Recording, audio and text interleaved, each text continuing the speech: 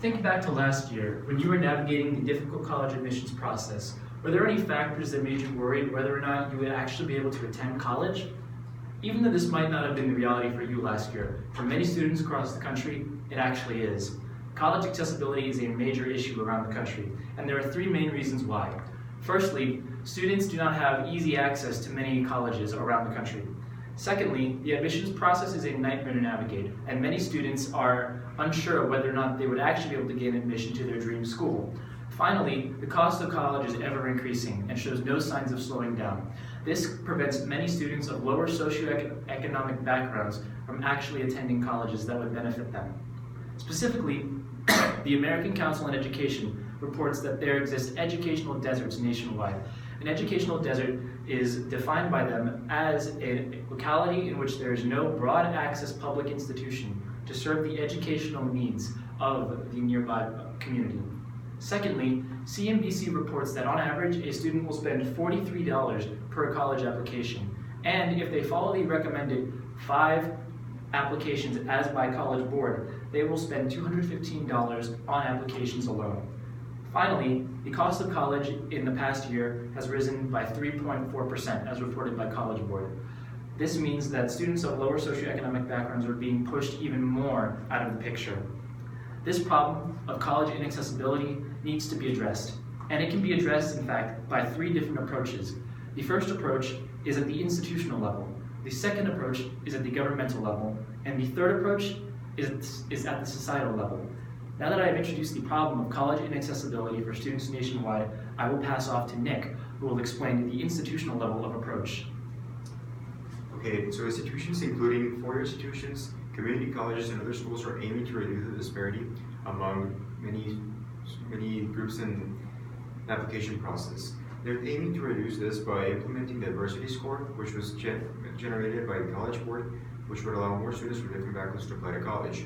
Secondly, they're trying to direct funding from institutions to academic scholarships and other grants that would allow students to fund their education. The drawbacks for this is that the funding would decrease for facilities and increasing the school. The diversity school would also negatively impact some people from different backgrounds. And now Noah will address the following issue. Our second approach is government level change. The government is aiming to lessen the barrier to entry for students of different backgrounds. The government can enact laws which can decrease demographic-based discrimination. Some solutions are to enact laws that incentivize schools to accept students from a variety of different backgrounds, to provide funding through grants and loans, and then finally to decrease the complexity of the FAFSA form by decreasing the amount of questions on the form and to get tax information from the IRS.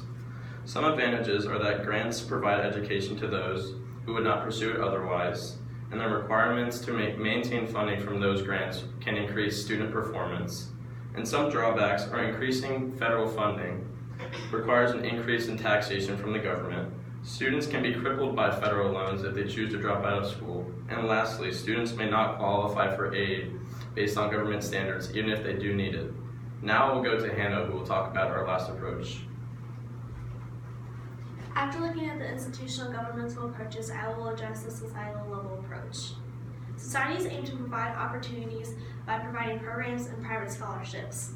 Private scholarships are being expanded to increase access for students so that cost is less of an issue for them, as well as local programs such as Valley Scholars in local Harrisonburg, who actually aids students by providing resources during the transition process, as well as societies advocating for the change of the stigma in attending a technical school rather than a 4-year college.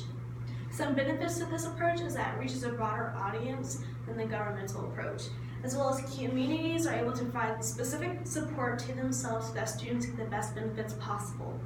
Consequences include some communities may lack resources to fully serve themselves, as well as the students who attend the technical schools rather than the 4-year colleges. The 4-year colleges actually have a decrease in expansion.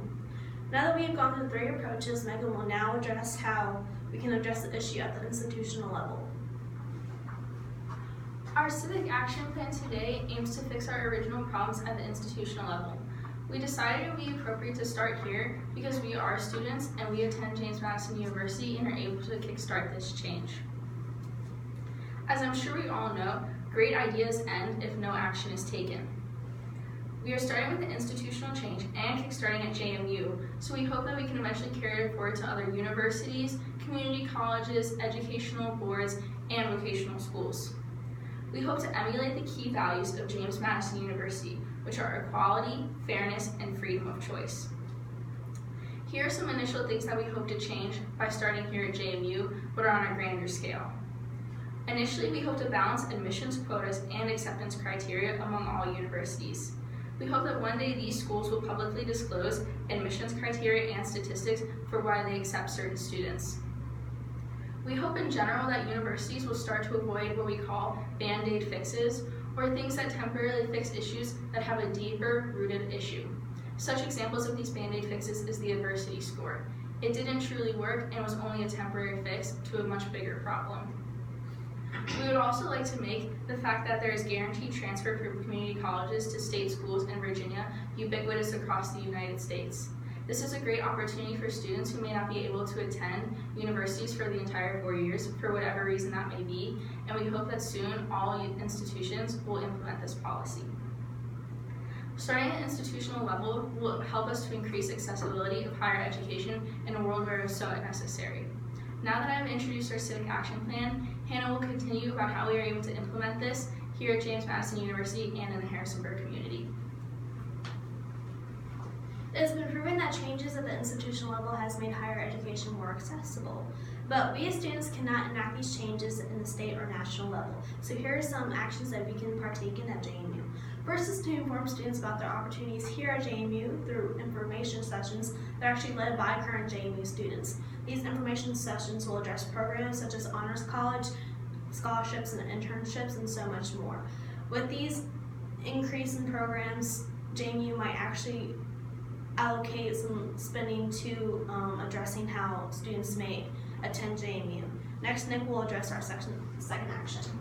We plan to partner with businesses and other organizations to create more scholarships that will allow more students to attend college.